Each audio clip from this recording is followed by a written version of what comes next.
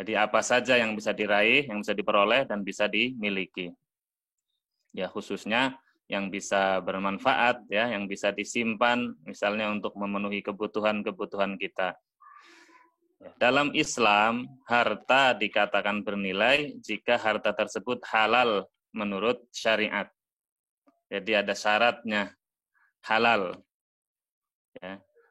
Oleh karena itu, harta yang tidak halal, ya, seperti apa misalnya babi, minuman keras, bunga riba, ya, dan sebagainya, hasil judi, ya, itu tidak bisa dikatakan sebagai harta yang bernilai, meskipun jumlahnya banyak. Atau misalnya orang pejabat korupsi misalnya gitu ya, triliunan atau miliaran gitu ya.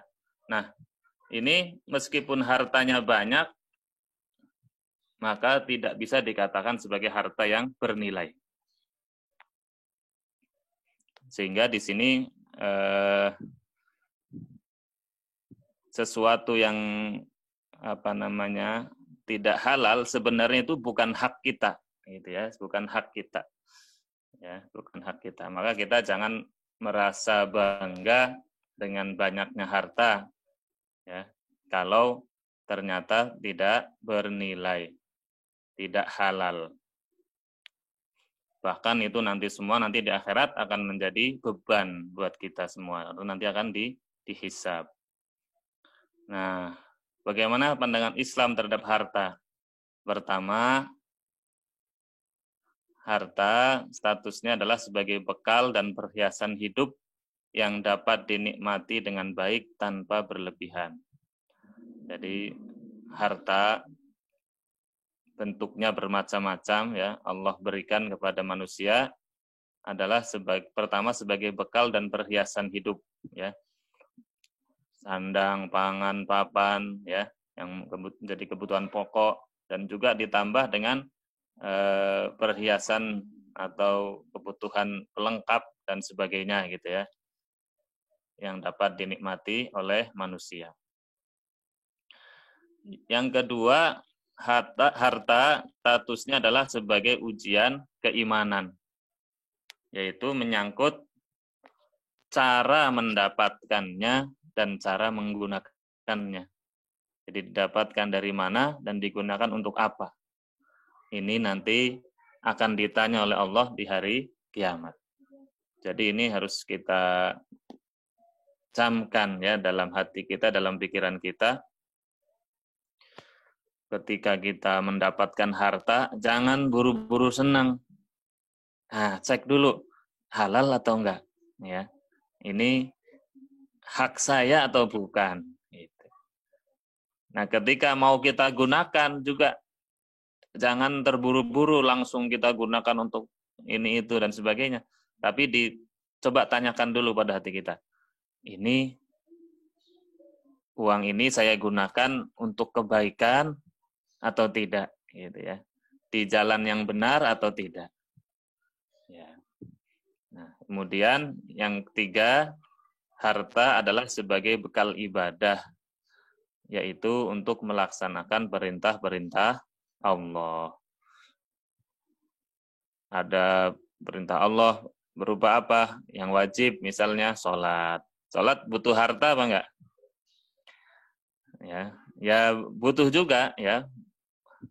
Pakaiannya, kemudian untuk menutup aurat ya ketika sholat kan kita harus menutup aurat ya. Itu kan juga harta ya, pakaian. Kemudian mungkin pakai minyak wangi, pakai sajadah, dan sebagainya. Nah, itu adalah status harta dalam Islam. Jadi di pandangan Islam terhadap harta, ya, ini harus kita ingat ya, 3 hal ini. Sehingga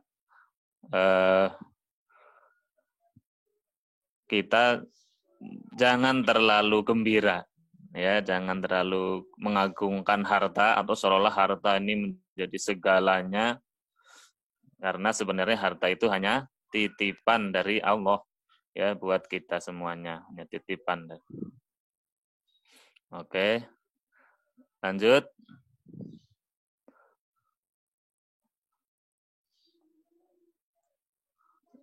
Bisa dilanjut Mbak, ini next slide-nya.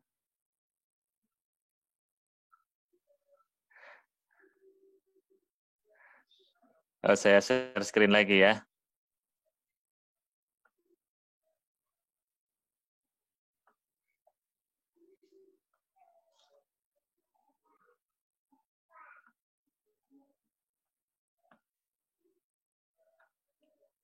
Oke, udah kelihatan ya.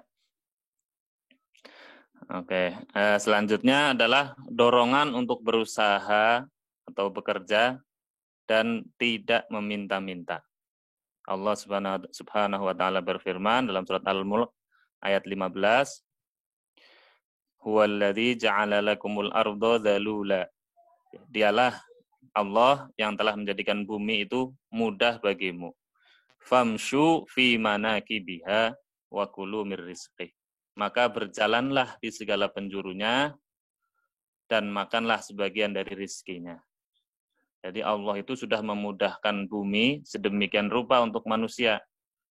Maka silahkan berjalan di segala penjuru bumi, cari rizki Allah dan makanlah sebagian dari rizkinya.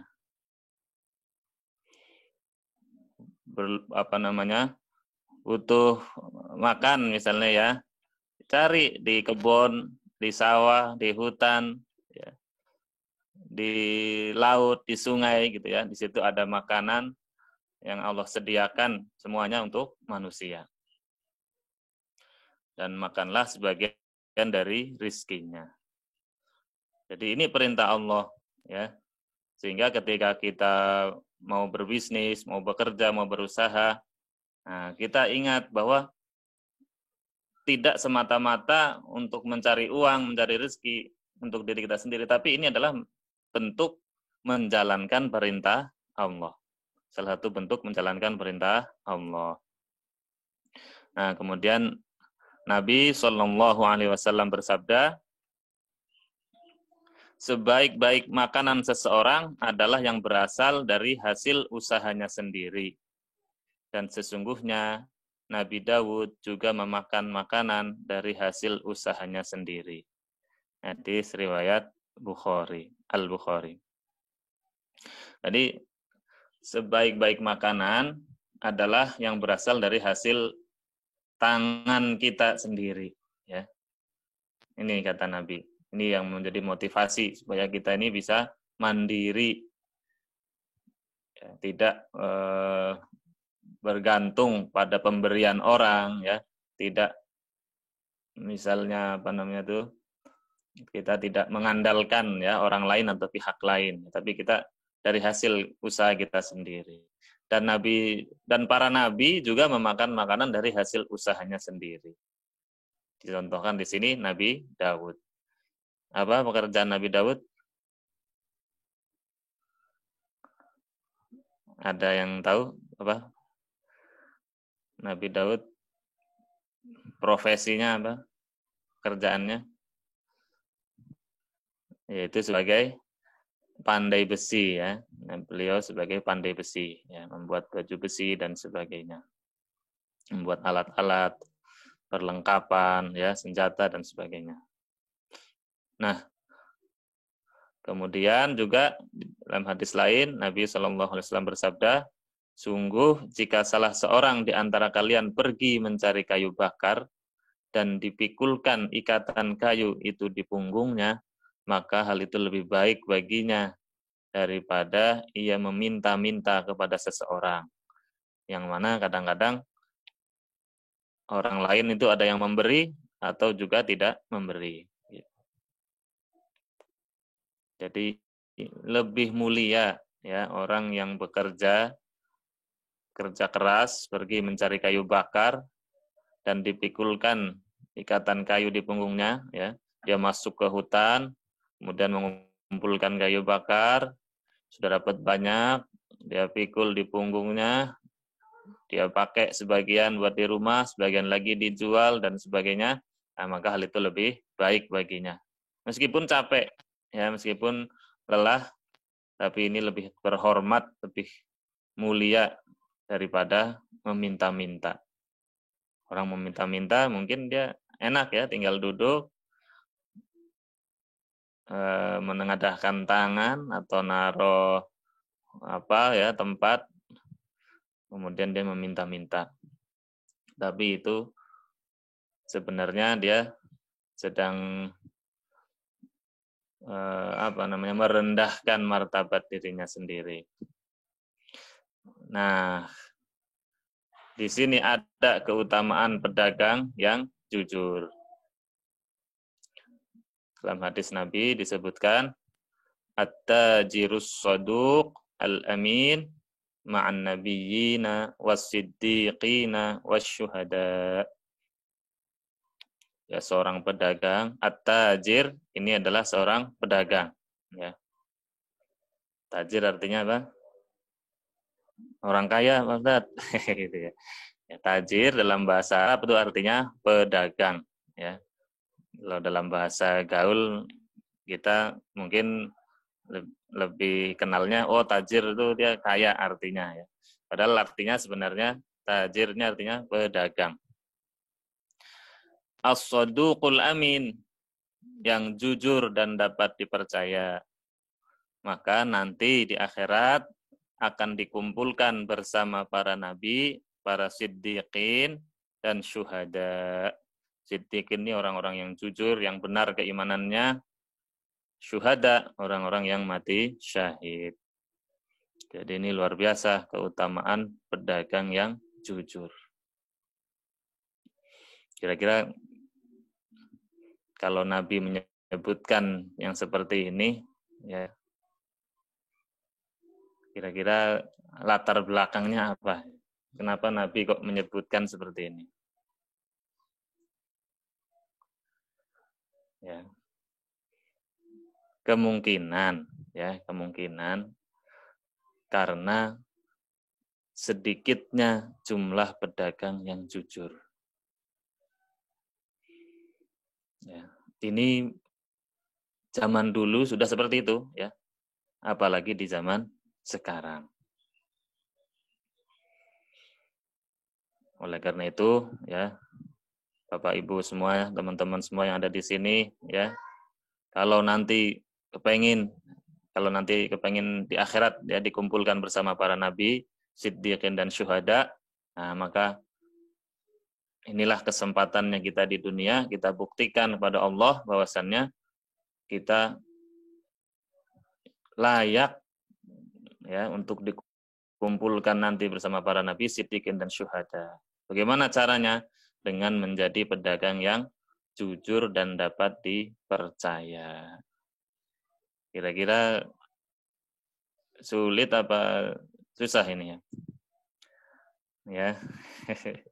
Insya Allah kalau kita punya tekad yang kuat, kita kemudian belajar ya, memiliki ilmu dan mengamalkan ilmu yang sudah kita ketahui, insya Allah Allah mudahkan nanti ya kita sehingga kita bisa menjadi pedagang atau pengusaha yang jujur dan dapat dipercaya. Amin. Oke. Nah, kita masuk ya ke topik berikutnya, yaitu akhlak muslim dalam muamalah. Pertama adalah niat yang baik dan ikhlas. Apakah berdagang itu perlu niat? Ya, sebenarnya semua hal itu pasti ada niatnya. Ya, pasti ada niatnya. Tidak hanya dalam masalah ibadah, ya, dalam masalah muamalah, dalam masalah bisnis, ekonomi, politik, segala macam pasti ada niatnya. Nah, niat ini ya apa yang ada dalam hati sebenarnya. Kita melakukan ini itu apa motivasinya, apa yang mendorong, apa tujuannya. Nah, di sini kita dalam berbisnis, dalam berdagang perlu memperbanyak niat-niat yang baik dan ikhlas karena Allah. Apa contohnya niat yang baik? Jadi gini, Misalnya ya, ketika kita jualan, ketika kita berdagang, kita niatkan dalam hati bahwa kita berdagang ini adalah ingin ikut berkontribusi, ya, ingin ikut memberikan manfaat kepada orang lain, ya, ingin membantu memenuhi kebutuhan saudara-saudara kita. Nah, gitu. Sehingga ketika kita melihat orang lain, melihat calon pembeli, yang ada dalam pikiran kita bukanlah uang atau mencari keuntungan yang sebesar-besarnya atau wah ini target nih biar kita dapat keuntungan. Ya. Harusnya yang utama bukan itu, tapi yang utama adalah ya Allah, mudah-mudahan aku bisa membantu saudaraku dalam memenuhi kebutuhannya. Sehingga ketika kita melayani penjual atau melayani pembeli atau calon pembeli, nah kita dalam hati itu niatnya mudah-mudahan saya bisa membantu si pembeli dalam memenuhi kebutuhannya.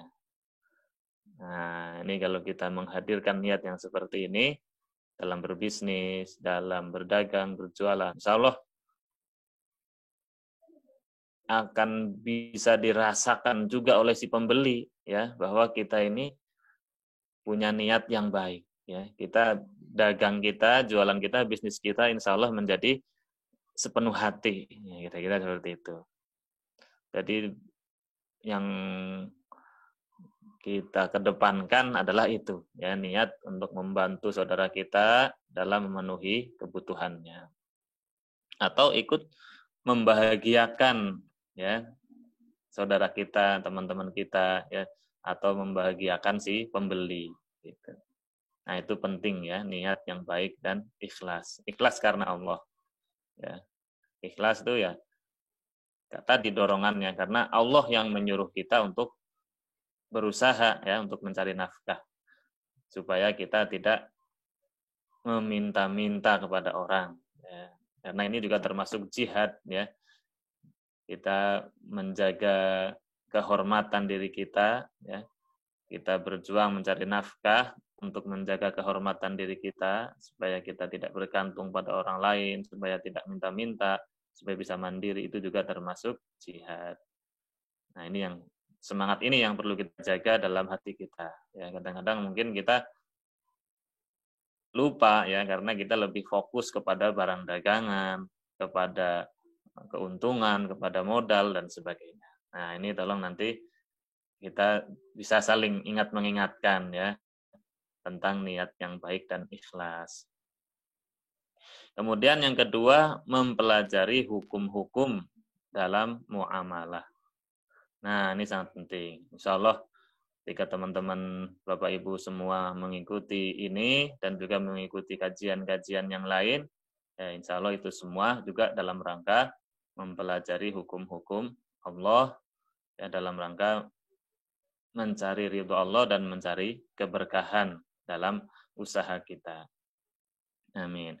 Ya, Khalifah Umar bin Khattab radhiyallahu anhu pernah berkata, "La yabi' fi suqina illa man qad tafaqqaha fid din."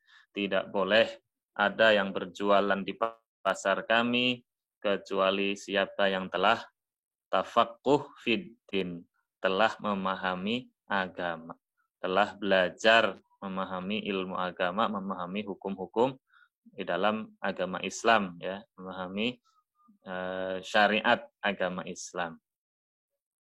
Nah, luar biasa ini perkataan Umar bin Al-Khattab.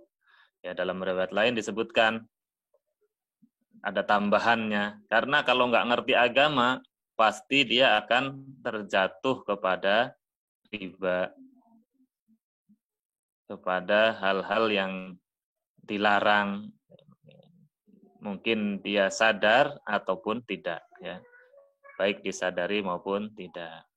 Karena ketidaktahuan itu ya, sehingga bisa menyebabkan orang terjerumus atau terjatuh kepada perbuatan yang dilarang.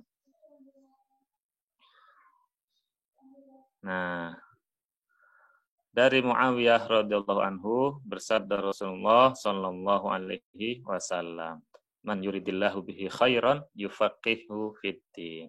Siapa yang dikehendaki kebaikan oleh Allah, maka Allah akan memahamkannya dalam urusan agama. Nah ini, Bapak Ibu, teman-teman, pengen nggak ya dikehendaki kebaikan oleh Allah? Insya Allah kita semua pengen ya. Oleh karena itu, selain kita berdoa, kita juga perlu berusaha, yaitu menuntut ilmu dengan mengikuti pengajian-pengajian, ya, membaca buku, kemudian mungkin berteman, ya, dengan teman-teman yang paham agama, sehingga kita bisa belajar, bisa mengambil manfaat, ya, dari teman-teman yang soleh, teman-teman yang baik. Insya Allah, apa yang sedang kita lakukan di sini juga ini salah satu bentuk bahwa Allah sedang menghendaki kebaikan untuk kita semua.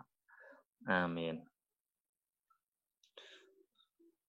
Nah, berikutnya ya, akhlak muslim yang berikutnya dalam muamalah adalah tidak melalaikan dari ibadah dan perintah Allah. Jadi sesibuk apapun kegiatan bisnis, berdagang, jual beli, ada rapat, ada pertemuan, ada expo gitu ya, ada pameran dan sebagainya. Itu tidak membuat kita menjadi lalai dari kewajiban-kewajiban dan perintah Allah. Allah Subhanahu wa taala berfirman, ya ayyuhalladzina amanu la tulhikum amwalukum wala auladukum an dzikrillah. Hai orang-orang yang beriman, janganlah ya atau jangan sampai ya hartamu dan anak-anakmu melalaikanmu dari mengingat Allah. Wa may yaf'al dzalika fa ulaika humul khasirun. Siapa yang berbuat seperti itu, maka dia termasuk orang-orang yang merugi. Dan Allah juga dalam ayat lain memuji ya orang-orang yang di sini disebutkannya laki-laki, tapi maksudnya adalah semua orang ya. Ya, orang-orang yang tidak dilalaikan oleh perniagaan dan oleh jual beli. Maksudnya perniagaan dan jual beli yang dilakukan oleh seseorang tidak membuat dia menjadi lalai dari mengingat Allah, tidak membuat dia lalai dari sholat, dan juga tidak melalaikan dari membayar zakat. Kenapa? Ya khafuna yauman tataqallabu fihil qulubu wal absar. Karena di dalam hati mereka ada keimanan, ya, ada rasa takut kepada Allah, ya, takut kepada suatu hari, yaitu hari akhir, yang pada hari itu hati dan penglihatan menjadi goncang. Ya. Jadi ingat akhirat, ingat Allah, ingat sholat, ingat zakat. Nah, ini adalah ciri-ciri pengusaha yang soleh, ya, ciri-ciri pebisnis muslim, ya, ciri-ciri pedagang yang baik. Jadi ini nanti bentuknya bermacam-macam ya, Bapak Ibu. Insya Allah sudah tahu seluk selahnya gitu ya. Misalnya di waktu-waktu sholat kita tutup sebentar, misalnya setelah itu buka lagi, dan sebagainya, dan sebagainya. Dan juga membayarkan zakatnya. Kemudian poin berikutnya adalah usaha yang halal. Nah, ini tadi dari awal juga sudah kita singgung ya, bahwa harta yang bernilai adalah harta yang halal. Tidak hanya hartanya, tapi juga usaha untuk meraih harta tersebut ya harus juga halal. Ya, harus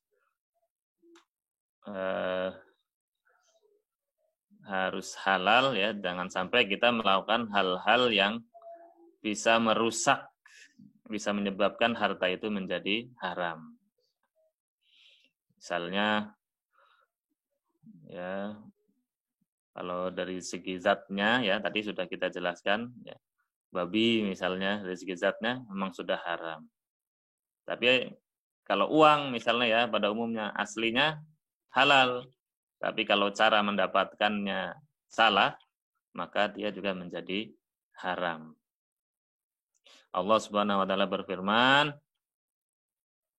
"Wahai sekalian manusia, makanlah yang halal lagi baik dari apa yang terdapat di bumi, dan janganlah kamu mengikuti langkah-langkah syaitan. Sungguhnya syaitan itu musuh yang nyata bagimu. Sungguhnya syaitan itu hanya menyuruh kamu berbuat jahat dan keji, dan menyuruh kamu mengatakan terhadap Allah apa yang tidak kamu ketahui." Jadi ingat, masalah kehalalan ini harus jadi fokus ya, di pikiran kita yang pertama kali. Ya, ini halal apa enggak? Gitu ya. Nah, setelah itu kita berusaha menjauhi yang syubhat dan yang haram. Nah, ini dia. Ya, Nabi Shallallahu Alaihi Wasallam pernah bersabda, akan datang pada manusia suatu masa di mana pada masa itu orang-orang tidak peduli lagi dari mana ia mendapatkan harta, apakah dari jalan yang halal ataukah dari jalan yang haram. Na'udzubillahi min dzalik. Jangan sampai kita termasuk orang-orang yang tidak peduli halal haram, ya.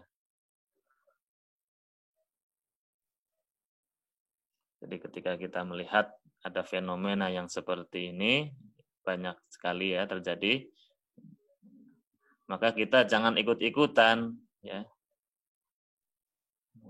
Ada yang bilang, wah ini zamannya sudah edan gitu ya. Kalau nggak ikut edan, nggak kebagian katanya begitu, ya. Na'udzubillahi min dzalik. Kita jangan sampai ikut arus yang seperti itu, ya. Kita harus tetap menjadi orang waras yang sehat akal pikirannya, sehat hatinya, meskipun banyak orang lain yang menjadi gila, ya, menjadi tidak peduli halal dan haram. Nah, sebenarnya ya dalam muamalah ya itu hukum asalnya segala sesuatu itu boleh sampai ada dalil yang mengharamkan. Nah, ini adalah kaidah fikih ya. Al-aslu fil asya'i al-ibahah hatta yadulla dalilu 'ala tahrim. Jadi pokoknya semuanya boleh kecuali yang dilarang. Nah, gitu. Ya. Berarti apa kesimpulannya? Banyakan yang boleh apa banyakan yang nggak boleh? Sebenarnya sangat jauh lebih banyak yang dibolehkan. Yang diperbolehkan itu jauh lebih banyak daripada yang dilarang. Hal-hal yang dilarang itu sebenarnya hanya sangat sedikit ya dibandingkan yang diperbolehkan. Nah, oleh karena itu dalam muamalah kita perlu tahu hal-hal apa saja sih yang diharamkan. Nah, ini penting ya untuk kita tahu ya apa saja yang diharamkan oleh Allah. Intinya ada 3 hal kalau dalam muamalah ya, hal-hal yang dilarang itu intinya ada 3, yaitu kezoliman. Yang pertama kezoliman, keduanya gharar, ketiganya riba. Ya. Syekh Muhammad bin Shalih Al-Utsaimin berkata, "Madama laisa fihi zulmun wala ghararun wala riba fal aslus sihhah." Selama dalam akad jual beli tidak terdapat unsur kezoliman, gharar dan riba, maka pada dasarnya akad tersebut sah. Ya. Ini dalam kitab beliau Syarhul Mumti jilid 9 halaman 120. Kezoliman ya kita tahu semua insyaallah ya. berbuat aniaya, atau sebenarnya secara bahasa zalim itu artinya tidak menempatkan sesuatu pada tempatnya, ya. Mengklaim sesuatu yang bukan hak kita, misalnya seperti itu, atau mengambil hak orang lain dan sebagainya. Contoh prakteknya apa? Ya berbohong, curang, menipu, mengurangi takaran, timbangan dan sebagainya.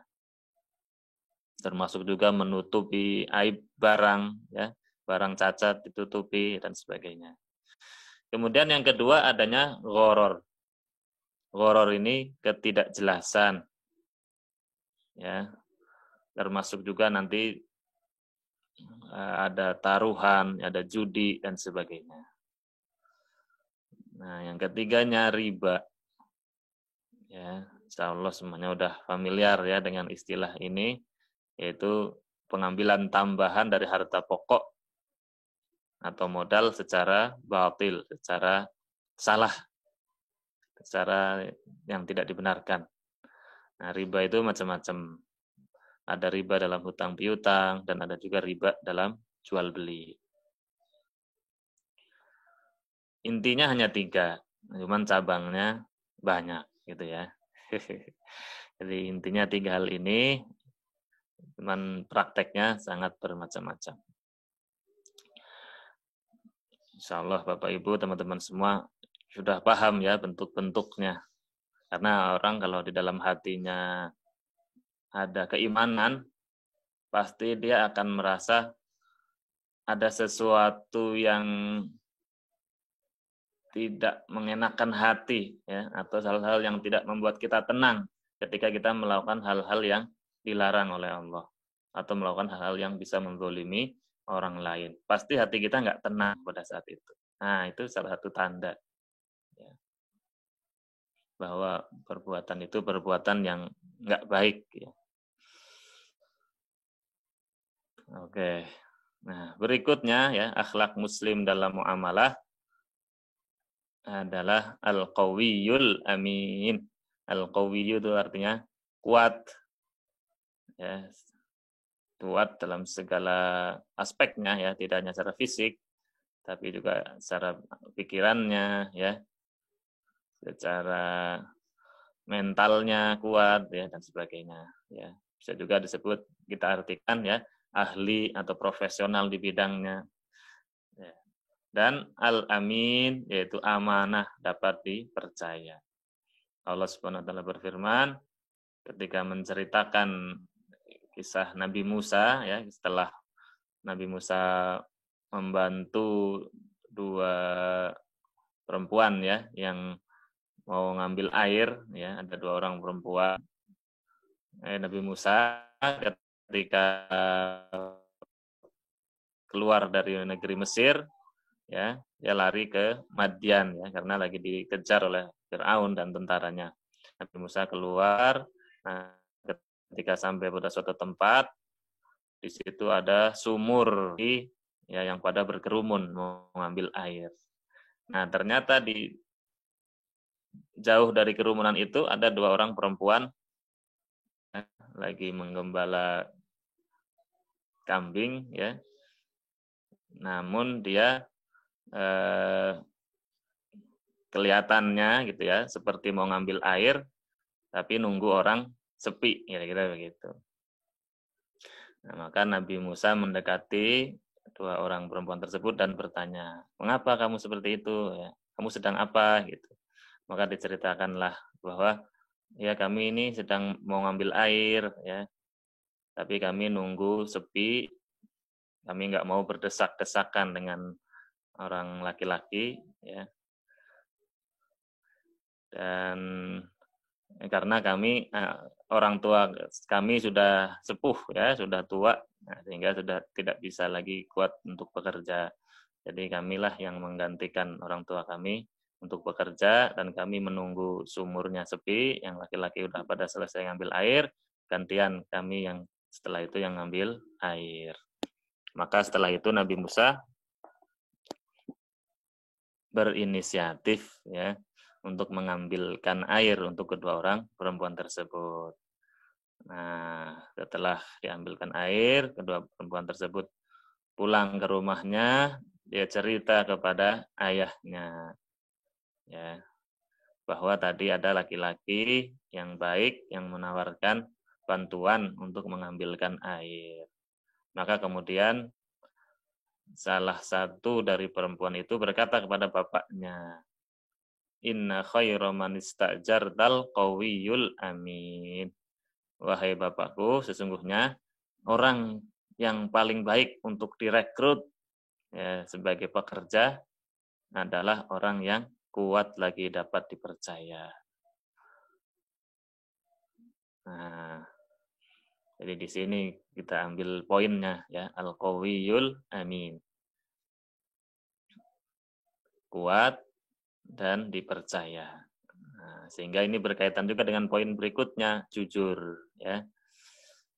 Ini dipercaya ini erat hubungannya dengan sifat jujur. Ya, jujur dengan segala macam ya aspeknya ya. Di antaranya apa? Tidak menyembunyikan cacat barang, tidak mengurangi takaran, timbangan ya. Jadi pokoknya dia tidak merugikan orang lain ya. Tidak berbohong, tidak menipu ya, tidak melebih-lebihkan sifat barang jualannya, barang dagangannya.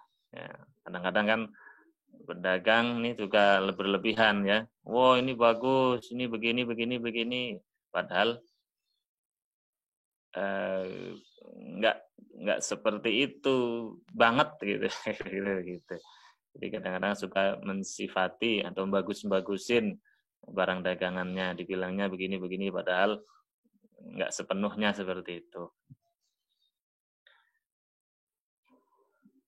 Nah, ini yang perlu kita perhatikan ya, jangan sampai kita melakukan kebohongan ya dalam bisnis kita, dalam jual beli kita, dalam perdagangan kita. Kemudian akhlak yang berikutnya adalah bersegera dalam menunaikan hak orang lain. Misalnya kalau kita punya karyawan ya, maka bersegera memberikan upahnya. Kalau kita punya hutang pada orang lain, ya segera bayar hutang.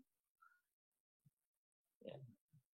Juga zakat, ya bersegera dalam membayar zakat. Artinya untuk zakat ini, kalau memang sudah mencapai nisab, ya dan sudah mencapai haulnya, maka harus segera dibayarkan zakatnya. Nah, Nabi SAW bersabda, ada 3 golongan yang menjadi musuhku pada hari kiamat nanti, yaitu orang yang memberi jaminan atas namaku lalu berkhianat. Yang kedua, orang yang menjual orang yang merdeka lalu memakan hasilnya. Yang ketiga, orang yang menyewa pekerja, artinya mempekerjakan orang ya maksudnya. Kemudian meminta si pekerja itu untuk melakukan tugasnya.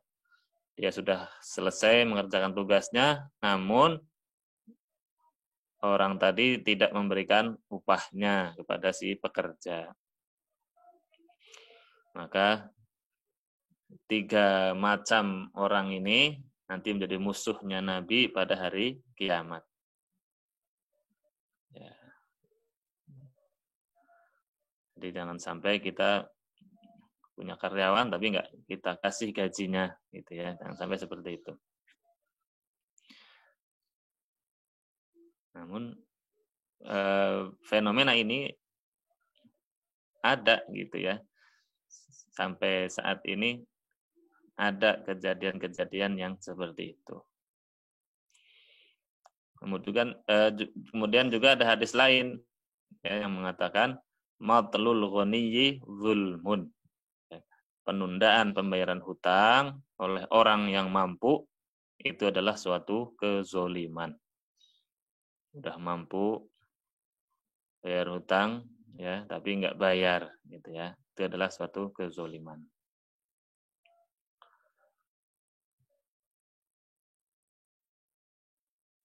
Nah, Kemudian, nah ini peringatan ya terkait dengan masalah hutang ya.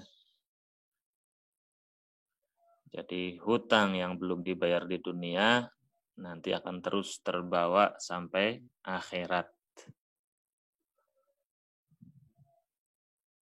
Dari Salamah bin Al-Aqwa radhiyallahu anhu, beliau berkata, kami duduk di sisi Nabi Shallallahu alaihi wasallam, kemudian didatangkanlah satu jenazah. Jadi ada seorang yang meninggal ya, ada satu jenazah. Lalu Nabi bertanya, apakah dia memiliki hutang? Para sahabat menjawab, tidak ada. Beliau bertanya lagi, apakah dia meninggalkan sesuatu? Dia punya harta yang dia tinggalkan untuk ahli warisnya? Para sahabat menjawab, enggak ada. Di hutang enggak ada, warisan juga enggak ada. Lalu Nabi Shallallahu alaihi wasallam menyolati jenazah tersebut.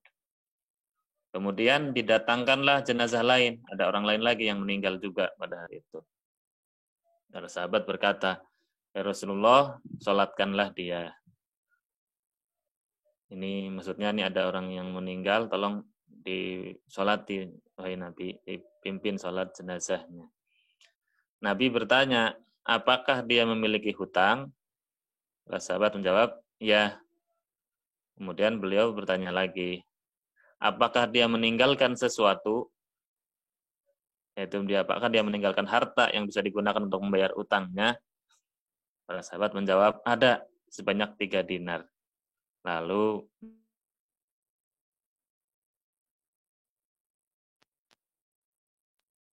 Nabi mensolati jenazah tersebut. Para sahabat kata, Rasulullah, sholatkanlah dia. Nabi bertanya, apakah dia meninggalkan sesuatu? Para sahabat menjawab, tidak. Nabi bertanya lagi, apakah dia memiliki hutang? Para sahabat menjawab, ada 3 dinar. Maka Nabi berkata pada para sahabatnya, silahkan kalian menyolatkan sahabat kalian ini. Maksudnya adalah Nabi tidak ikut menyolatkan, tapi silahkan kalian aja yang sholat jenazah. Nabi nggak ikut, kira-kira seperti itu.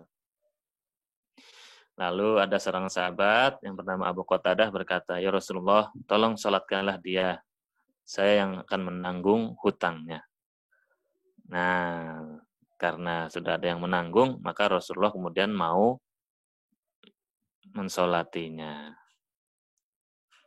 Nah, ini peringatan buat kita semua supaya hati-hati dalam masalah hutang. Ya, jangan sampai kita punya hutang ya yang belum dibayar ya. Maksudnya kita berusahalah semaksimal mungkin ya untuk menyegerakan membayar hutang ya, supaya jangan sampai kita mati dalam keadaan memiliki hutang. Kecuali kalau kita tadi ya memang memiliki harta yang bisa kita gunakan untuk membayar hutang setelah kita wafat. Karena nanti sebelum dibagi kepada ahli waris, nah, maka harus digunakan dulu untuk membayar hutang dari orang yang meninggal tersebut. Jadi kalau di dunia belum selesai, ini akan terbawa ke akhirat. Sementara nanti di akhirat udah nggak ada lagi uang, ya. Meskipun umpama gitu ya, ada orang ketika mati hartanya ikut dikuburkan misalnya ya, atau sebagian dari hartanya ikut dikuburkan, itu nggak akan dibawa nanti ke akhirat. Dan nanti di akhirat bayarnya pakai apa? Bayarnya pakai amal soleh. Jadi kalau punya ya, maksudnya kalau punya amal soleh. Kalau nggak punya bagaimana? Nah, kalau nggak punya, atau misalnya amal solehnya sudah habis untuk membayar hutang kepada si A, kepada si B, ya, sekian pokoknya amal solehnya udah habis. Kemudian masih ada ternyata orang lain yang hutangnya belum dibayar, ya, masih ada orang lain yang kita masih punya hutang pada orang yang belum terbayar, padahal amal kebaikan udah habis, maka dosanya orang tersebut akan ditimpakan kepada orang yang berhutang. Na'udzubillahi min dzalik. Inilah orang yang bangkrut, ya. Dalam hadis lain disebutkan Nabi pernah bertanya kepada para sahabatnya, tahukah kalian siapa orang yang bangkrut? Nah, kata para sahabat, orang yang bangkrut ini ya orang yang habis modalnya dan habis barang-barangnya, udah nggak punya lagi apa-apa. Nah, kata Nabi, orang yang bangkrut yang sebenarnya adalah orang yang datang pada hari kiamat membawa pahala amalan yang banyak, ya, amalan sholatnya, sedekahnya, puasanya, dan sebagainya. Tapi pada saat yang sama, orang tersebut ketika di dunia pernah menzolimi orang lain, ya, pernah mencela si A atau mencela si B, pernah mengambil hartanya si A atau si B, pernah memukul si A, pernah menuduh si B, misalnya gitu ya, pernah membunuh orang lain dan segala macam kejahatan atau kezoliman kepada orang lain. Nah, maka nanti di akhirat semuanya itu akan diadili oleh Allah. Orang-orang yang dulu pernah dia zolimi akan menuntut kepada orang-orang yang berbuat zolim. Maka si orang yang berbuat zolim ini memberikan pahala sholatnya kepada si A, kepada si B, pahala puasanya kepada si C, kepada si D, pahala zakatnya dan semua amal kebaikannya kepada si E, dan seterusnya. Sampai habis semuanya, ya. Nggak ada lagi orang yang dizolimi. Kalau ternyata masih ada orang yang dizolimi, sementara pahala kebaikannya sudah habis, maka dosa dari orang yang dizolimi itu akan ditimpakan kepada orang yang berbuat zolim. Na'udzubillahi min dzalik. Inilah kerugian atau kebangkrutan yang sebenar-benarnya. Ya, jadi mari ini menjadi perhatian bagi kita semua. Jangan menggampangkan urusan hutang, ya. Jangan juga menggampangkan hak orang lain. Meskipun kecil, meskipun sedikit, nanti semuanya akan dihitung oleh Allah yang maha teliti, yang maha cepat hisabnya. Nah, poin berikutnya adalah memberikan kemudahan atau toleran dalam jual beli dan juga dalam memberikan atau menagih hutang, serta toleran atau memberikan kemudahan dalam memaafkan, ya, orang yang tidak mampu membayar hutang. Jadi memberi tangguh dan memaafkan orang yang tidak mampu membayar hutang. Allah SWT berfirman, ya, surat Al-Baqarah ayat 180, dan jika orang yang berhutang itu dalam kesulitan atau kesempitan, maka berilah tangguh sampai dia berkelapangan. Dan menyedekahkan sebagian atau semua hutang itu lebih baik bagimu jika kamu mengetahui. Kalau mau dapat pahala lebih banyak lagi, sedekahkan. Ya. Hapus sebagian hutangnya atau seluruhnya, gitu ya. Misalnya seperti itu. Dalam hadis juga disebutkan bahwasanya Nabi SAW bersabda, semoga Allah merahmati orang yang bersikap mudah dalam menjual, dalam membeli atau memberi dan menagih hutang. Maksudnya bersikap mudah ini apa? Memudahkan orang lain, ya. Jangan apa istilahnya, ya. Misalnya ada orang kalau tawar menawar, dia hobinya nawar banget lah gitu ya. Mungkin ibu-ibu ini lebih paham gitu ya.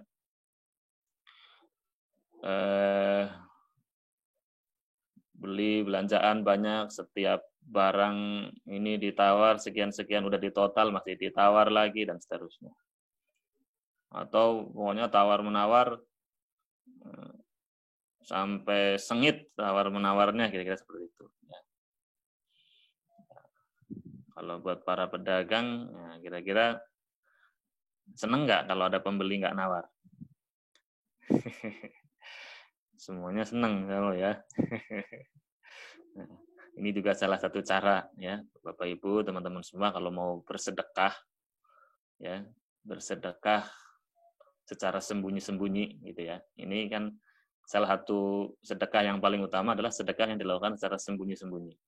Salah satu tipsnya kalau mau bersedekah secara sembunyi-sembunyi adalah kalau Bapak Ibu atau teman-teman semua di sini membeli barang, nah, coba nggak usah nawar ya. Meskipun kita tahu harganya misalnya lebih mahal ya, tapi kalau kita nggak menawar dalam rangka kita niatkan ini biarlah apa namanya supaya ada sedekah kita kepada si penjual, insya Allah itu termasuk sedekah yang paling utama. Ya. Karena orang yang diberi tidak merasa menerima sedekah. Gitu. Ini termasuk sedekah yang paling utama. Jadi si penjual gembira ya karena dia merasa ini usahanya, nah gitu ya. Si pembeli juga gembira karena dia bisa beramal gitu ya, bisa mindahnya gitu ya. Jadi kadang-kadang apa ya, kalau kita ke toko-toko besar, ke supermarket, ke mana-mana kita terima aja harganya gitu ya. Tapi giliran ke beli di warung tetangga misalnya atau ke pasar tradisional atau ke teman kita, wah kita nawarnya sampai mati-matian misal seperti itu. Nah, ini mungkin suatu apa namanya ya yang perlu kita rubah gitu ya. Tapi mudah-mudahan di sini nggak ada yang seperti itu ya. Insya Allah semuanya toleran, semuanya memberikan kemudahan ya kepada saudaranya. Oke. Nah, berikutnya adalah menepati janji. Jadi kalau kita sudah berjanji, misalnya untuk menyerahkan barang atau mengirimkan barang dan sebagainya, maka tepatilah janji. Kita menjadikan spesifikasi barangnya begini, maka tepat janji. Ya, orang-orang yang beriman, penuhilah janji. Ya, dan ini yang akan dilihat ya oleh orang lain juga. Dia menepati janji apa enggak gitu ya. Kalau kita selalu menepati janji, selalu berusaha menepati janji, insya Allah orang akan percaya kepada kita. Nah, inilah yang selalu dilakukan oleh Nabi ya. Jujur, amanah, menepati janji, sehingga Nabi maksudnya sebelum diangkat menjadi nabi ya sudah dijuluki Al-Amin ya, orang yang dapat dipercaya.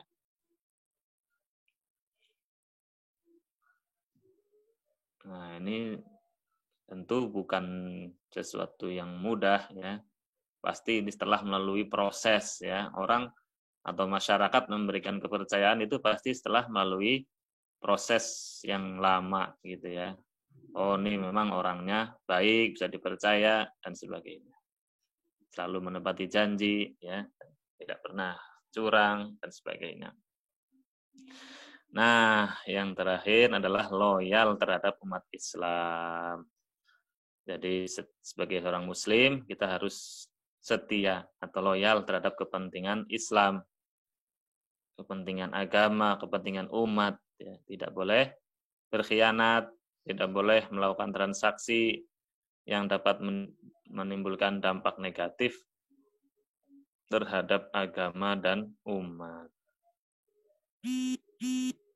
Nah, ini misalnya sekarang lagi rame ya, boikot produk Prancis misalnya seperti itu ya. Ini salah satu bentuk loyalitas kita kepada umat Islam.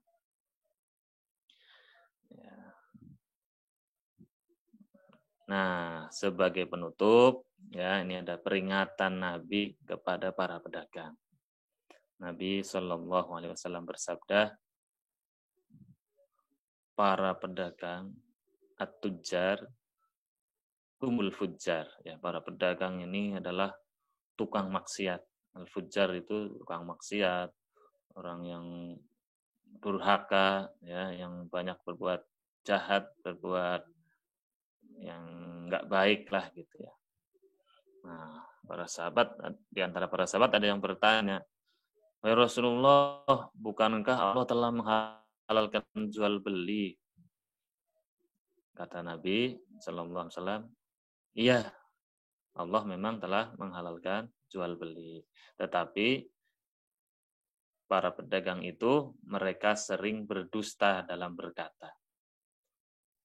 Tadi itu ya, kadang-kadang kita sebagai pedagang mungkin tanpa terasa kita melebih-lebihkan ya sifat dari barang dagangan kita. Dibagus-bagusin ya, dipuji setinggi langit lah kira-kira begitu.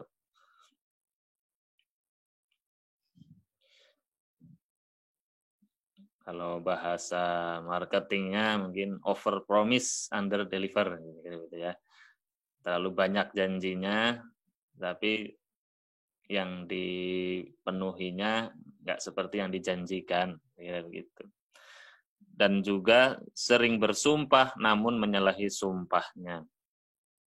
Jadi para pedagang itu kadang-kadang ya gampang bersumpah, terlalu gampang bersumpah. Ya, sadar atau tidak sadar, sengaja atau tidak disengaja, kadang-kadang terlalu gampang bersumpah. Ya, oh demi Allah Mas, ini begini. Ini modalnya segini gitu ya. Kadang-kadang malah seperti itu ya. Kalau memang benar apa yang diucapkan nggak masalah. Tapi kalau dia bersumpah, ternyata dia menyalahi sumpahnya atau sumpahnya palsu atau mengandung kebohongan, nah maka ini berbahaya. Ya. Ini ada jadi banyak dosanya di situ, gitu ya. Karena itu disebutnya al-fujjar, ya, tukang maksiat, para pendosa lah kira-kira begitu. Nah, kalau tadi apa? Kalau suka berdusta atau suka menyalahi sumpah. Ya, kira-kira seperti itulah materi pada siang hari ini. Mudah-mudahan bermanfaat dan bisa menjadi pengingat kita ya dalam berdagang, dalam berbisnis. Mudah-mudahan kita saling mengingatkan ini.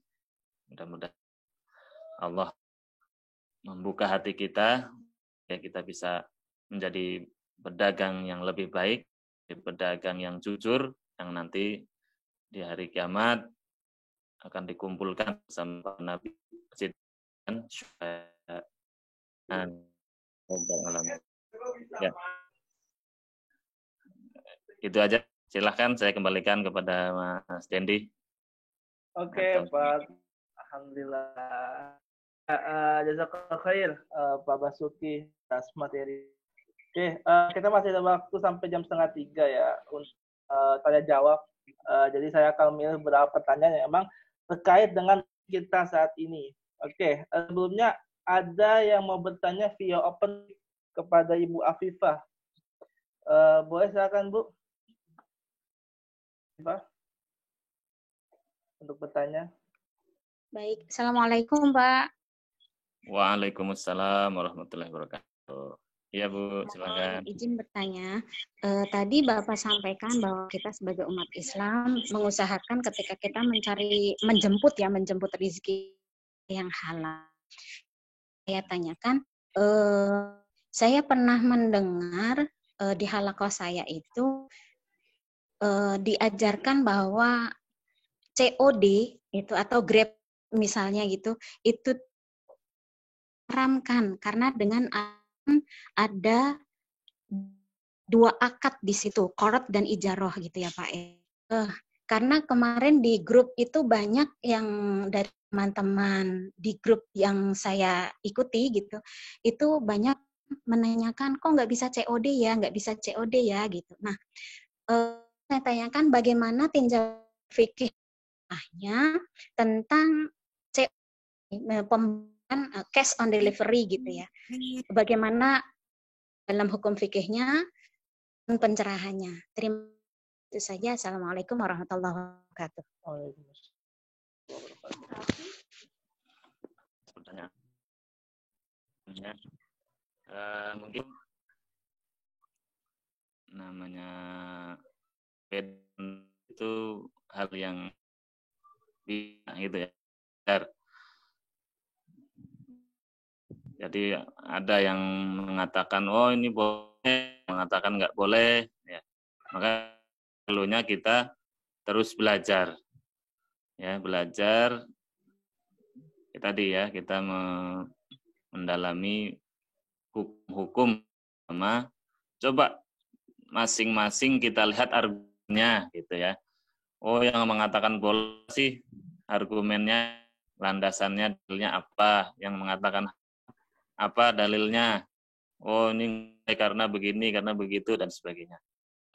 Kita masing-masing cari ya. Terus kita renung. Nah, kira yang apa namanya? Yang lebih menenteramkan kita itu ya, gitu. Yang lebih menentukan yang mana? Yang lebih jauh dari hawa nafsu kita itu yang mana? Gitu ya. Itu salah satu panduannya. Nah, salah satu panduannya seperti itu. Nah, kemudian selain itu juga pembahasan dari segi fikih ya, nanti misalnya dari segi tinjauan fikihnya kita lihat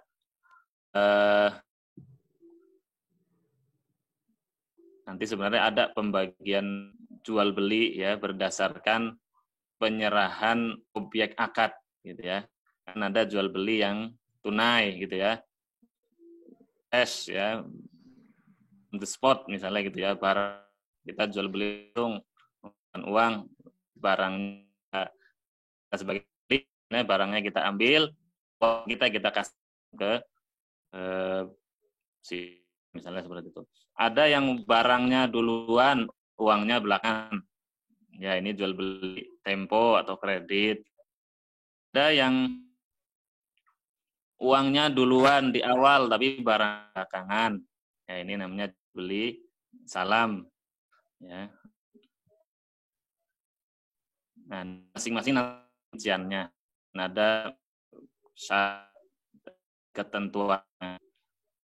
Nah, ini monggo atau mari kita semua ini sama-sama mempelajari tentang akad, mempelajari tentang rukun dan syaratnya, tentang fikihnya, sehingga kita menjadi lebih yakin dengan apa yang lakukan.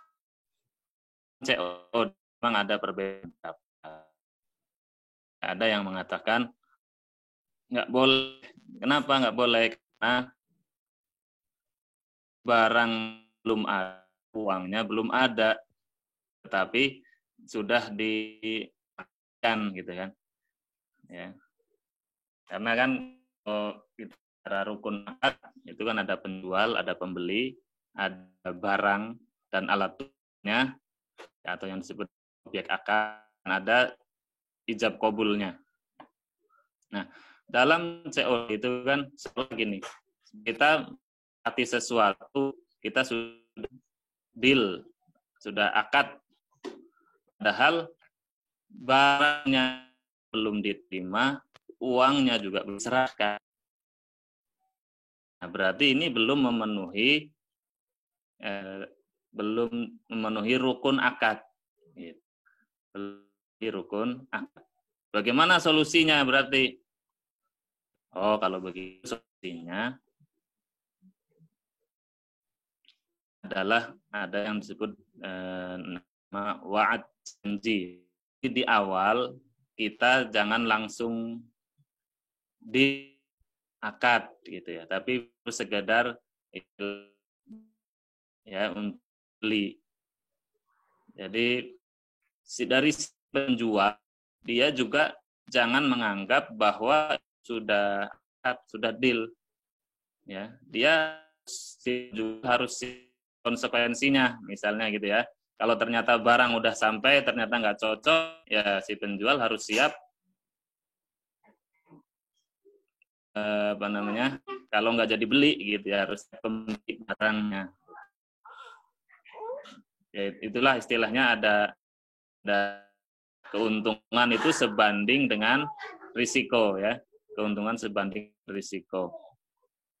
Nah, kemudian dari pembeli ya juga jangan sampai dia ada niat untuk menzolimi orang lain, demi si penjual ya, atau ngerjain si penjual ya, jangan sampai ada seperti itu.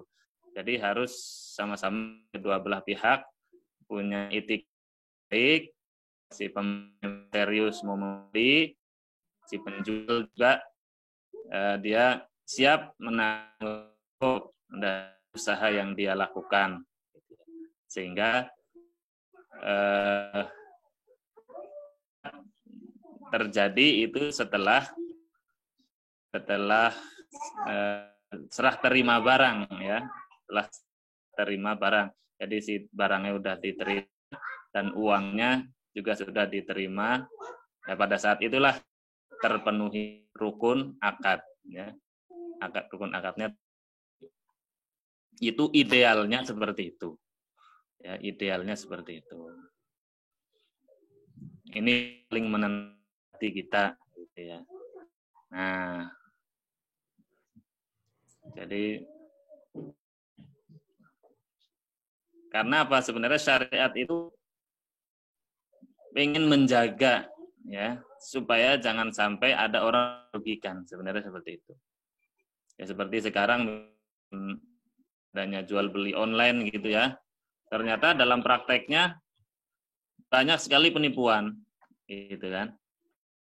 Maka syariat ini dulu kepengen menjaga supaya jangan sampai ada yang dirugikan, baik si penjual maupun pembeli, jangan ada yang rugi. Nah, seperti itu. Kalau kita ragu-ragu, ya jangan. Kalau kita dengan COD, ya jangan. Nah, tapi kalau kita sudah tahu tadi ilmunya, maka kita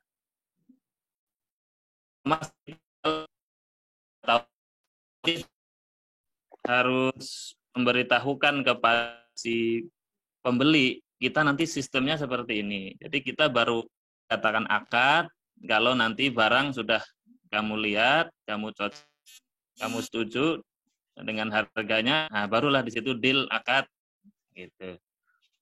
Jadi yang sekarang kita lakukan nih hanya wa'ad, janji untuk melakukan akad. Ya. Jadi ini yang perlu dipahami duduk perkaranya ya, tentang rukun dan syarat dari suatu akad ya. Dalam ini adalah jual beli. Kurang lebih itu dipahami ya.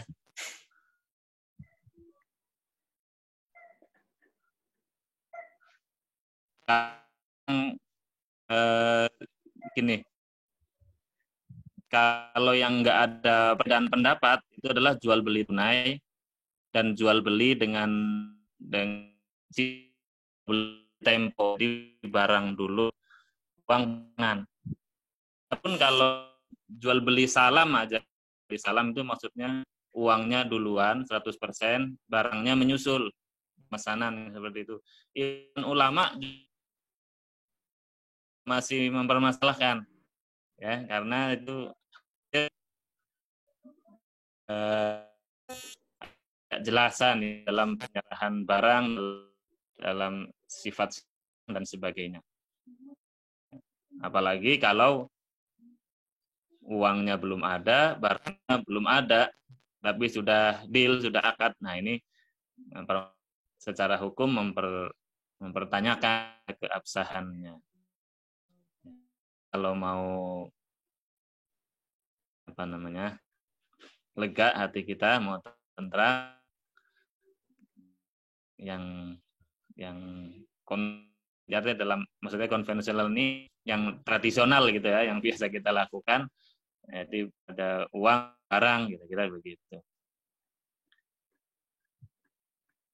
Nah, nanti dengan ilmu yang sudah kita tahu ini, nah, kemudian kita sampaikan kepada si pembeli, sehingga semua kedua belah pihak sama paham, sama-sama tahu, ya, ada yang dizolimi. Seperti itu. Silahkan. Nanti kalau kurang jelas bisa ke saya juga boleh. Ya, mudah-mudahan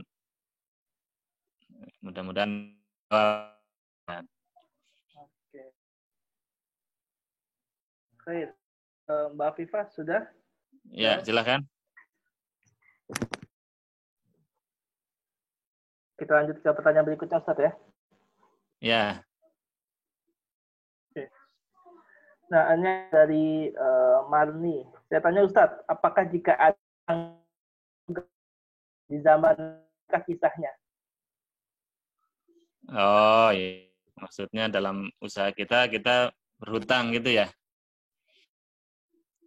Mungkin, ya, sebenarnya hutang itu sesuatu yang boleh ubah. Ya, kalau memang untuk kebutuhan. Jadi untuk memenuhi kebutuhan kita.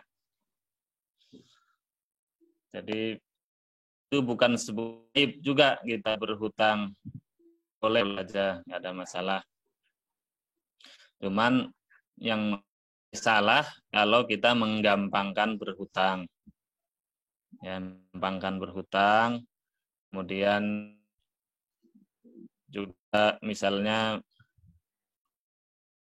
menunda-nunda tadi bayaran hutang gitu ya. Nah, itu yang menjadi kendala membuat usaha kita nantinya bisa terganggu gitu ya. Karena itu ini ya berkaitan dengan manajemen keuangan ya. Mungkin dibahas barangkali di kuliah yang lain ya barangkali. Nah, ini tentang manajemen keuangan. Nah, selama tadi ketika kita harus jujur kepada diri kita sendiri, kita ingin mengembalikan hutang tersebut. Karena kalau kita dalam hati ada niat yang jujur untuk mengembalikan hutang itu, insya Allah nanti ada jalan ya, Allah memudahkan kita untuk melunasinya. Dan kalau memang misalnya sudah jatuh tempo, ternyata kita belum mampu membayar, kita harus bisa mengkomunikasikan dengan baik pemberi hutang. Jadi sampai malah nggak ada kabar gitu ya, atau ngilang gitu misalnya, sampai seperti ini. Terjadi kadang-kadang mungkin karena malu ya, belum bisa bayar utang, akhirnya ngumpet, kabur, ngilang dan sebagainya. Kalau memang belum malu, maka sampaikan ya, permaaf, kita cek keadaan kita begini ya. Kalau kita menyampaikan dengan cara yang baik ya, si pemberi hutang juga akan bisa memahami keadaan kita. Jadi bisa dimusyawarahkan lah kira-kira seperti itu. Di zaman Nabi bagaimana contohnya? Nah, kalau di zaman Nabi, wallahualam ya, cuman yang ada kisahnya adalah gini, kisahnya Abdurrahman ketika hijrah ke Madinah ya dari Mekah. Sebenarnya dia orang yang sangat, tapi semuanya itu ditelkan ya karena dia ke Madinah. Nah, sampai di Madinah sebenarnya ada sahabat Ansor yang akan kamu menawarkan hartanya gitu ya, kamu mau rumah ini di sini, bahkan ada juga yang lemah istri dan seterusnya. Tetapi Abdurrahman bin Auf menolak itu semua dengan halus dan hanya berkata, tolong tunjukkan kepadaku di Mansar. Nah, Abdurrahman bin Auf setelah ditunjukkan, dia pergi ke pasar, dan pertama kali dia di sana, nah, karena belum punya modal, dia bekerja dulu, artinya bekerja atau menjual barang orang, gitu ya. Nah, setelah dia punya uang dari pekerjaannya itu, nah baru dia mulai sedikit demi sedikit berjualan, sehingga lama-lama dia berhasil ya, dan seterusnya lama menjadi kaya lagi, orang banyak lagi hartanya. Nah, itu dilakukan oleh sahabat Abdurrahman bin Auf. Jadi dia dulu kepada hingga udah punya uang yang bisa dijadikan sebagai modal.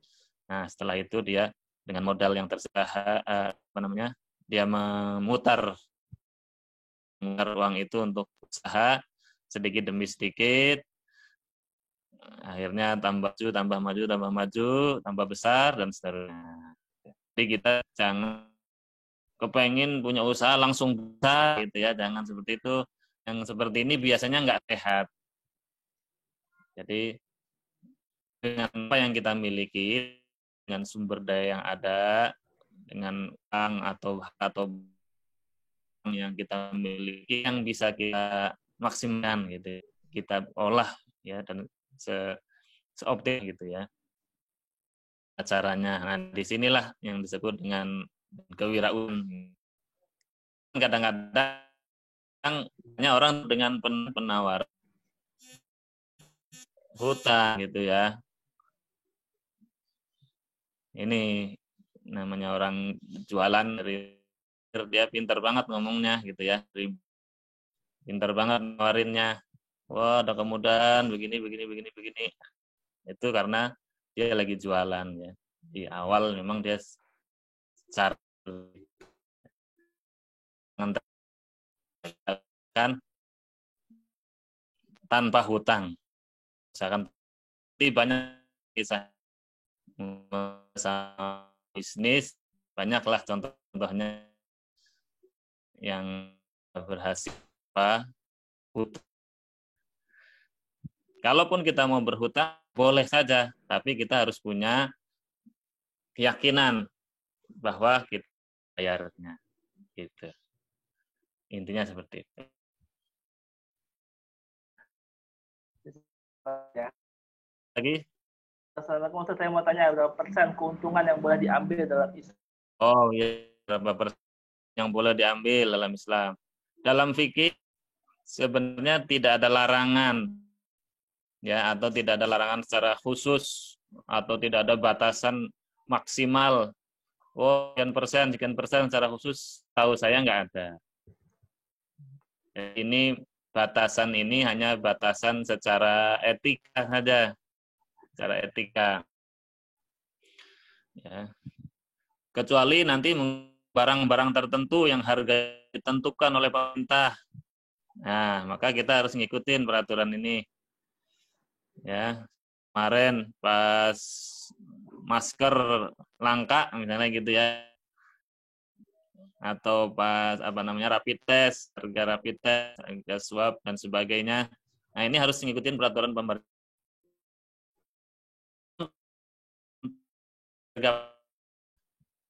Misalnya untuk seperti beras misalnya ya, barang-barang pokok biasanya ada harga pasarannya, minyak. Nanti hal ini ada yang memberikan bisa jangan berlebihan. Apa kriteria berlebihan? Kalau sudah melebihi sepertiga, ya sepertiga itu ya berarti 33,3%, kira-kira begitu ya. Tapi ini hanya pendapat, yaitu pendapat ulama. Nanti ada juga yang mengatakan ya boleh, nggak apa-apa, ada batasan tertentu. Ya.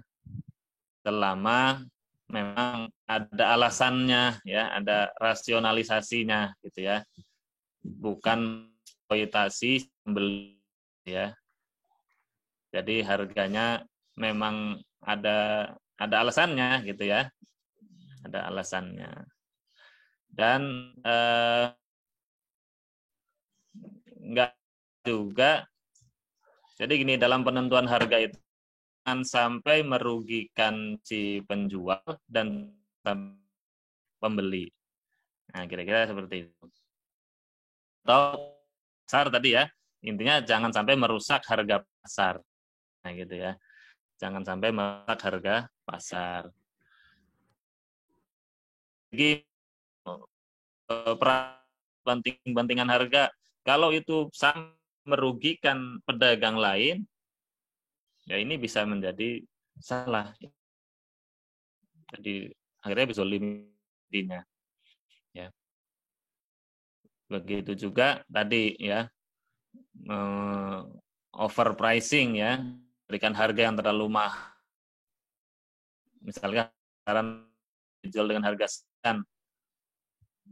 Nah, dia tahu kalau si pembeli ini orangnya lugu misalnya ya, nggak ngerti pasar, kemudian dia ambil kesempatan untuk eksploitasi si pembeli yang lugu ini. Nah, ini termasuk kezoliman. Ya. Mungkin gini, kita bisa tanya, ini secara etika bisnis ya, kita bisa bertanya kepada diri sendiri, kalau kita membeli, kira-kira mana perasaannya? Ya, barangnya begini, dikasih harga sekian, kira-kira menurut kita wajar apa enggak? Kalau kita jadi pembeli, jadi kepada teman-teman, para pedagang, para penjual, nah, coba posisikan diri kita pada posisi pembeli. Kalau saya menjadi pembeli, kira-kira saya ridho nggak dikasih harga sekian? Ya, kira-kira saya ridho nggak dikasih harga sekian? Nah, gitu. Itu silakan nanti itu kita menjadi pertanyaan buat hati kita sendiri masing-masing gitu ya. Nah, kalau menurut kita, oh ya, masih nggak apa-apa lah, ini masih wajar. Oh ya, berarti nggak apa-apa, kira-kira begitu. Jadi, wallahu alam ya, setahu saya tidak ada ketentuan khusus yang membatasi, ya, tapi ini nanti kembali kepada etika, kepada norma, kepada ya peraturan di masyarakat atau di pemerintah yang memang sudah ditentukan. Jadi bisa berbeda-beda ya, tergantung produk atau barangnya. Nanti hukumnya ini bisa berbeda-beda. Ada barang-barang tertentu yang mungkin memang batasannya, misalnya barang-barang antik, misalnya ya, barang-barang unik, barang-barang yang punya nilai sejarah tertentu dan sebagainya, ini atau nilai seni tertentu, nah ini bisa saja dia harganya sangat mahal misalnya seperti itu. Jadi ini bisa berbeda-beda tergantung jenis barang ya, tergantung jenis barangnya, tergantung sifat dari barang tersebut. Nah, silahkan yang lain. Ini ada nih Pak Ustadz, tapi tampaknya tadi udah dapat disinggung kali ya Ustadz ya. Bagaimana kalau jualan cicil harganya nggak sama dengan harga cash? Yang cicil lebih gede harganya ketimbang yang cash. Maaf kurang jelas, gimana? Ini bagaimana jualan cicil harganya nggak sama dengan harga tunai? Oh ya, nggak apa-apa, boleh, nggak harus sama. Jadi meskipun ada sebagian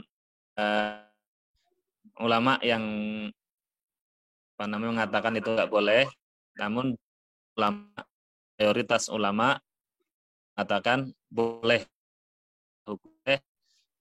menjual yang berbeda, boleh selama tidak mengandung riba. Tidak.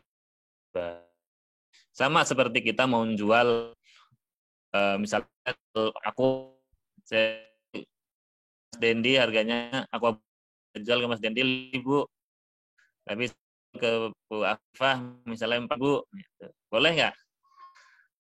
Boleh. masalah.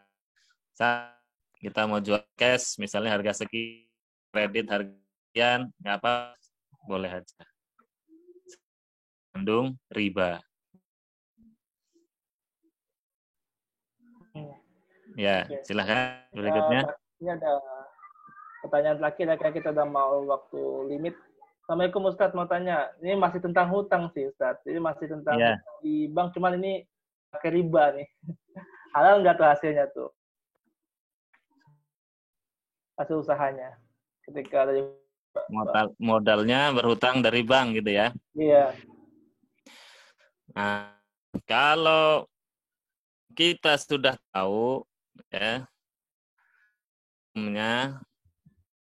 maka yang kita boleh berhutang ya ke bank atau kepada lembaga keuangan yang memang tidak mengandung riba gitu ya, yang di situ hutangnya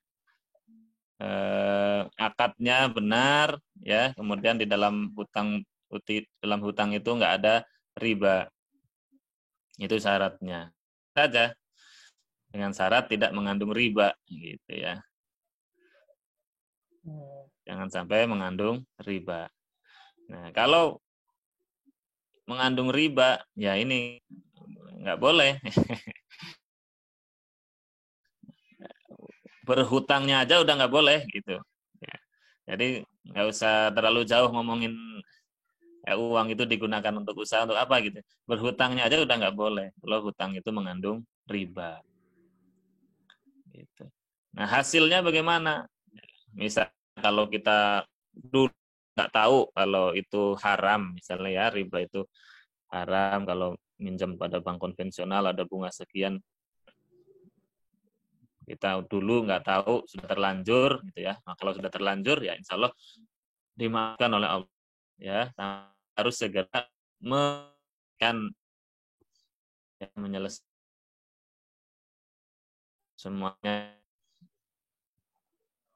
Ya, kalau kita mau sebenarnya kalau mau nego dengan pihak bank juga mungkin bisa juga.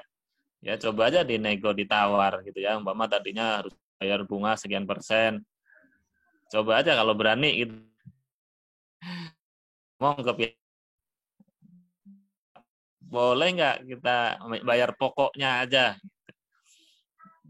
Tawar-menawar aja, coba negosiasi. Insya Allah bisa kok, atau paling nggak bisa berkurang lah gitu ya, nggak terlalu banyak gitu.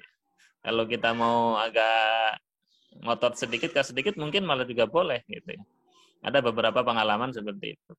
Tapi ya tetap ada sedikit lah biasanya gitu ya, nggak benar-benar sesuai pokoknya saja, pasti ada lebihannya gitu ya. Nah, hasilnya ya kalau sudah terlanjur ya insya Allah ya, karena udah kita nggak tahu pada waktu itu ya, insya Allah hasilnya halal. Jadi yang dosa itu kalau sudah tahu gitu ya, kalau sudah tahu itu riba masih dilakukan, nah itu baru berdosa, sehingga hasil usahanya juga ya dikhawatirkan tidak berkah gitu. Tapi tetap insya Allah tetap halal ya, tetap halal karena yang apa, yang haram itu tadi dosa dari sisi ribanya aja.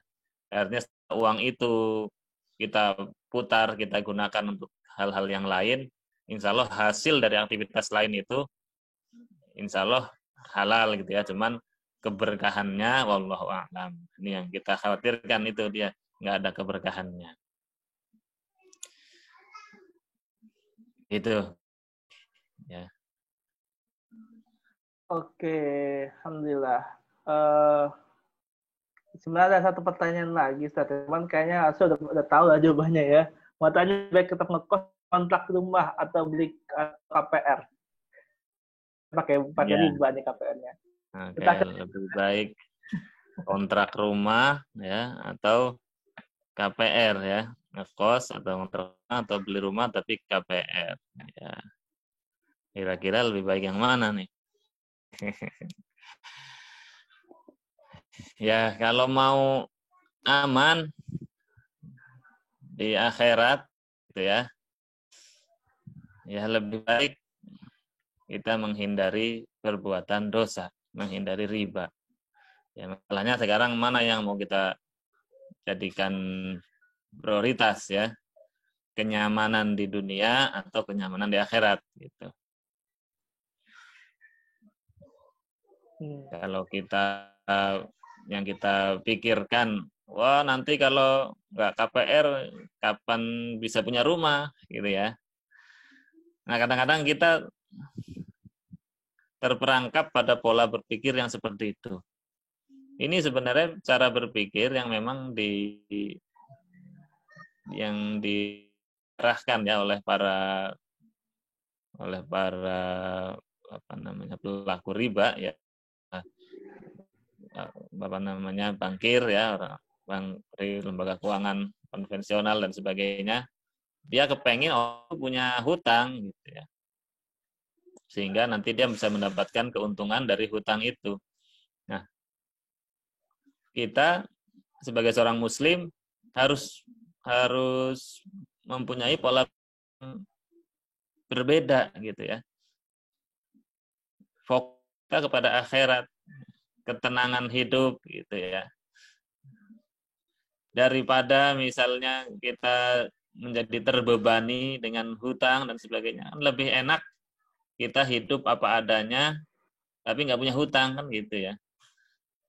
Lebih baik kita hidup apa adanya, sederhana, tapi nggak punya hutang daripada hidup kelihatannya kaya, kelihatannya berkecukupan, kelihatannya mampu, tapi ternyata setiap bulan pusing karena tagihan, gitu ya. Nggak enak hidup seperti itu ya, nggak nyaman. Jadi ya itu silahkan kita tanyakan pada diri kita sendiri, kita kepengen hidup yang seperti apa gitu ya. Tapi kalau bisa ya kenyamanan, ketenangan batin, ya kenyamanan di akhirat, itulah yang harus kita utamakan. Karena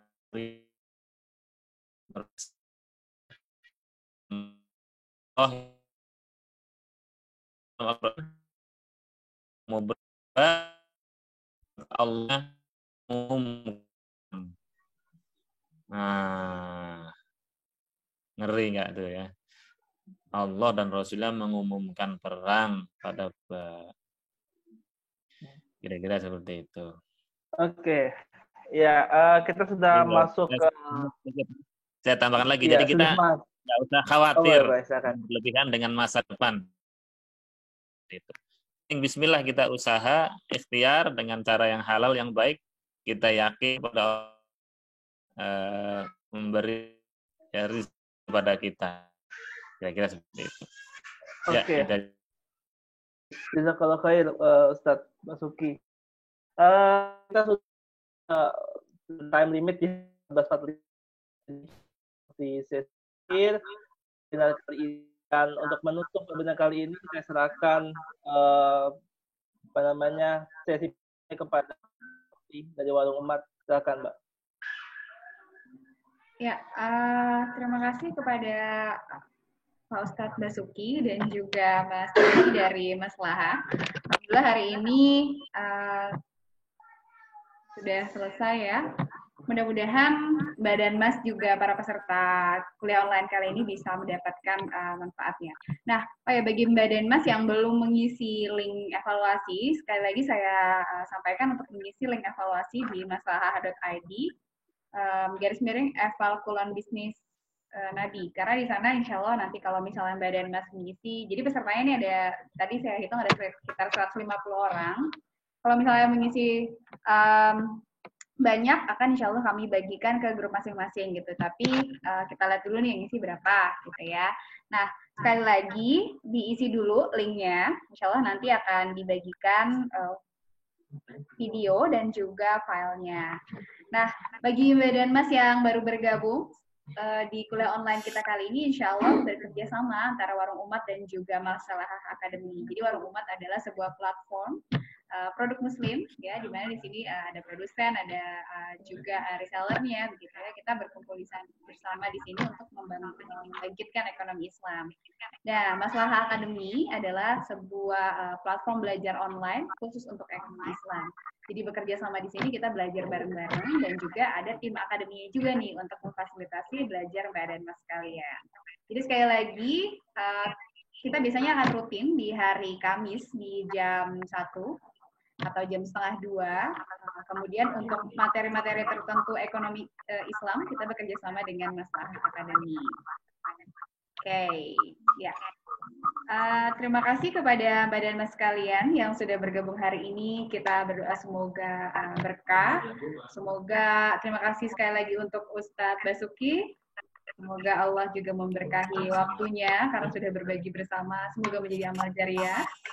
Dan juga kepada teman-teman dari Maslahah Academy, juga Mbak dan Mas yang sudah meluangkan waktunya hari ini. Mudah-mudahan kita bisa langsung praktek ya. Oke, karena waktunya sudah menunjukkan jam 2.49, jam 2.50 ya, sudah melewati waktu. Kita tutup dengan membaca hamdalah. Alhamdulillah. Kita istighfar sebanyak-banyaknya. Mohon maaf atas segala kekurangan dari kuliah online kali ini. Insya Allah kita bertemu lagi di kuliah online selanjutnya. Saya Tina Dia dan juga dari tim Maslahah Academy dan juga Bapak Basuki. Mohon pamit undur diri. Wassalamualaikum warahmatullahi wabarakatuh. Waalaikumsalam warahmatullahi wabarakatuh.